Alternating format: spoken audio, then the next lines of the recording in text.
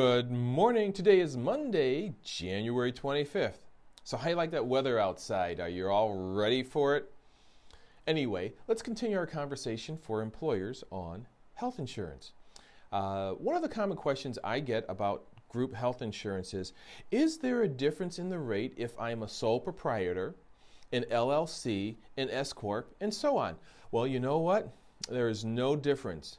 To get a group policy, you have to have 2 or more employees, a quarterly wage and tax report, and on that quarterly wage and tax report, it'll list the employees that are there and any other numbers that I need to substantiate that you're a legitimate business.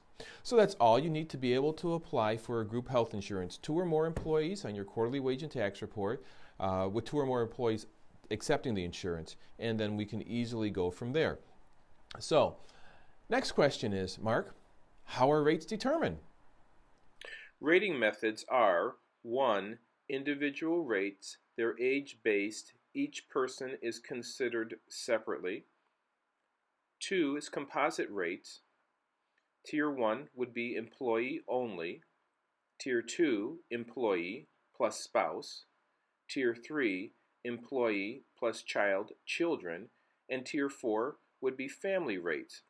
Please note domestic partners are considered as a spouse. So there you go. That's the rating methods for group health insurance for employees. Now, the question is, what is or who is a legitimate employee? A legitimate employee is an employee on average working 30 hours a week or more, open-ended. Open-ended means there is no fixed termination of that employment. Let's give you an example of that. Obviously, somebody working part-time is not considered a full-time employee. That would be under 30 hours a week.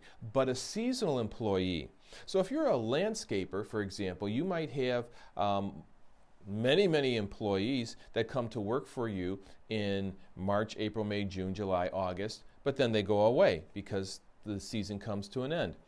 They would not qualify. A seasonal employee is usually somebody that would have a break in employment of 30 days or more. So there you go. That's a seasonal employee. Another type of employee that you wouldn't qualify for insurance is an employee that you hire for like a project. They're hired to get this amount of work done, and once this work is done, it goes away. And let me give you a personal example of that. In the summer of 1976, I went to work for a company, and they had the contract to put in a portable telephone system to Jimmy Carter's residence in Plain, Georgia. I was hired to help the technicians do a lot of the testings of the circuit boards that went in there, and then I actually was the one who boxed everything up and packed it up and got it shipped out. So for pretty much July, August, and the first part of September, that was my function, to take care of that. Once the telephone system was shipped out to Plains, Georgia, there was no need for me, so that employment would have come to an end at that point.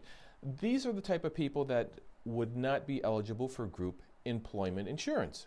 You know, another question I get about group insurance, or from a lot of employers, is simply this question here. My adult children, they are on my insurance. And if you looked at the tiering, when I showed you children, in brackets, and then family rate, it's 1 or more children. So the older children may still be on the insurance up to age 26. President Obama wanted that because, remember, when he took office, we were entering the Great Recession. Thank you, Lord, that's behind us. And a lot of kids coming out of high school and college were unable to find employment, so they were allowed to stay on their parents' insurance to age 26. Before that time, it was to age 19, unless you were a full-time student, and then depending on the insurance company, it was 23 or 25. People going to that age were typically now going into a master's type program. But now, you could have multiple children, and the older kids are still on your insurance, or on the employer's insurance. And these kids could be working elsewhere, out of your home. They could be married, they could have children of their own, and they're still on their parents' insurance. So, now the next question I get from a lot of parents is, what about my grandchildren? Where are they insured? Well, you know what? Group health insurance and personal health insurance is not set up to insure grandchildren. So for that person to be insured by their grandparent, their parents would have to give up legal rights to their children, and those children could then become a dependent of the grandparents. That is the only way that we can insure those grandchildren underneath a group policy. So I hope that answers a couple of questions there.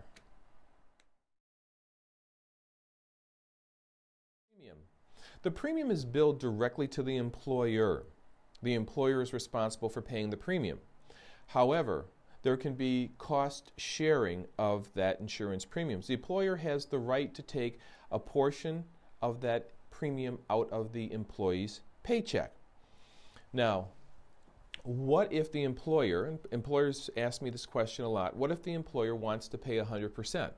If the employer pays 100% of the premium, no employee working full-time has the right to waive. Essentially this way, why would an employee waive when the insurance is for free? Doesn't make sense, right? But if the employer is going to charge the employee as little as $1 for that insurance, now the employee has the right of refusal. So employers, even if you want to pay 100% of the premium, we can talk about why that might not be in your best interest to do so.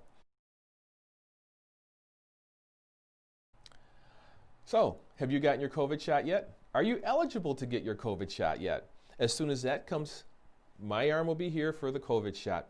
I noticed yesterday that the restaurants are now allowed to have eat-in dining up to 25% capacity or 25 people, no more than 4 at a table, whichever policy applies. I've had a few clients over the years that have been restaurants, so for you guys who can go back to work and start getting eat-in dining, good for you. Happy to see that, because I know it's a terrible inconvenience to have to be operating the way you've been operating for essentially maybe 10 months here.